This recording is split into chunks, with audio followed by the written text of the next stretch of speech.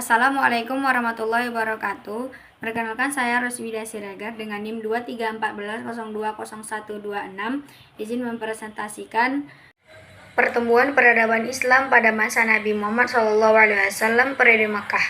Peradaban Islam yang berkembang pada masa Nabi Muhammad SAW di periode Mekah merupakan tonggak awal bagi transformasi masyarakat Arab bagan menuju peradaban yang berbasis pada nilai-nilai Islam. Dalam periode ini, Nabi Muhammad SAW sebagai pemimpin spiritual dan politik utama Islam memainkan peran dalam menggerakkan perubahan sosial, ekonomi, dan budaya.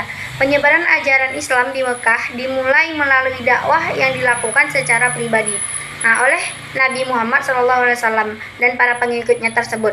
Meskipun menghadapi oposisi dari penguasa dan elit Mekah, dakwah ini secara bertahap meraih dukungan dari berbagai lapisan masyarakat, yang termasuk golongan miskin, budak, dan pemuda yang merindukan keadilan sosial. Pertumbuhan peradaban Islam periode Mekah tercermin dalam pembentukan komunitas muslim yang solid, di mana solidaritas, keadilan, dan persamaan di antara anggotanya menjadi ciri khas utama. Selain itu, pesan-pesan moral dan spiritual yang disampaikan Nabi Muhammad SAW melalui wahyu Qurani juga memberikan landasan bagi pengembangan etika, moralitas, dan kepemimpinan yang bertanggung jawab.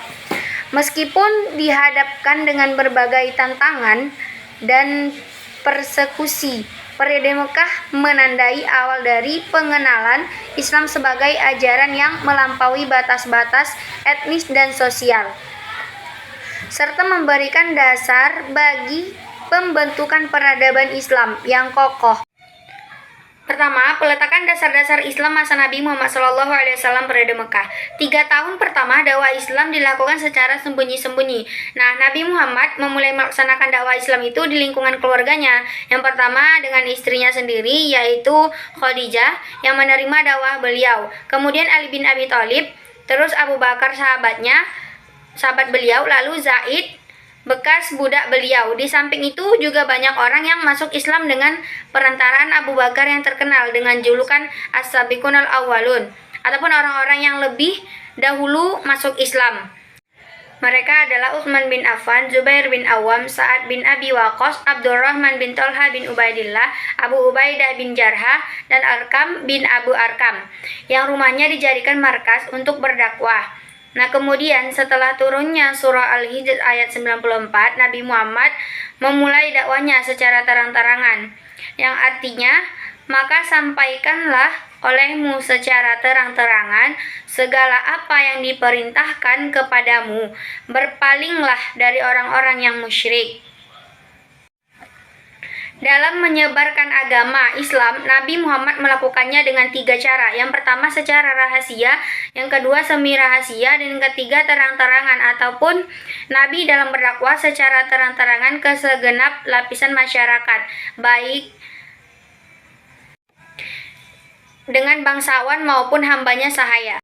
Dakwah yang dilakukan oleh Nabi Muhammad SAW tidak mudah karena mendapatkan tantangan dari kaum kafir Quraisy. Hal tersebut timbul karena beberapa faktor, yaitu yang pertama, ada bidang politik kekuasaan.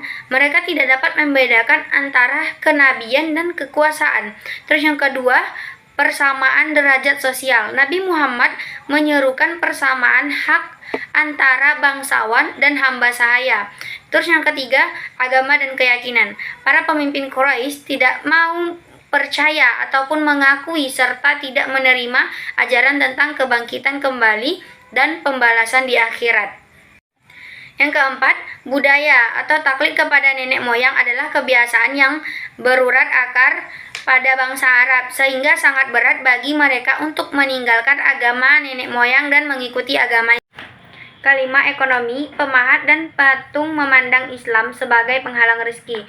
Kemudian pertumbuhan peradaban Islam masa Nabi Muhammad SAW periode Mekah. Pada usia 40 tahun, Nabi Muhammad SAW seiringnya bertaus di Gua Hira Gua Hira terletak 6 km di sebelah timur kota Mekah. Nah, di tempat itu Nabi Muhammad merenungi keadaan masyarakatnya.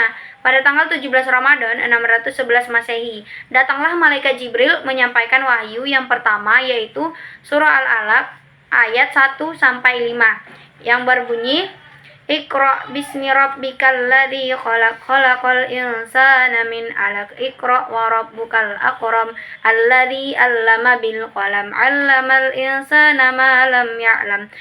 Artinya, bacalah dengan menyebut nama Tuhanmu yang menciptakanmu. Dia telah menciptakan manusia dari segumpal darah. Bacalah, dan Tuhanmu lah yang maha pemurah, yang mengajar manusia dengan perantara kalam. Dia mengajar kepada manusia apa yang tidak diketahuinya. Ini adalah ayat Al-Quran yang pertama yang diturunkan Allah Subhanahu wa Ta'ala kepada Nabi Muhammad Sallallahu Alaihi Wasallam. Turunnya wahyu pertama itu menandakan bahwa Nabi Muhammad Sallallahu Alaihi Wasallam telah diangkat menjadi utusan Allah Subhanahu Wa Taala. Rasulullah Sallallahu Alaihi Wasallam berdakwah dengan menggunakan 2 strategi. Sekian presentasi dari saya akhiri. Wassalamualaikum warahmatullahi wabarakatuh.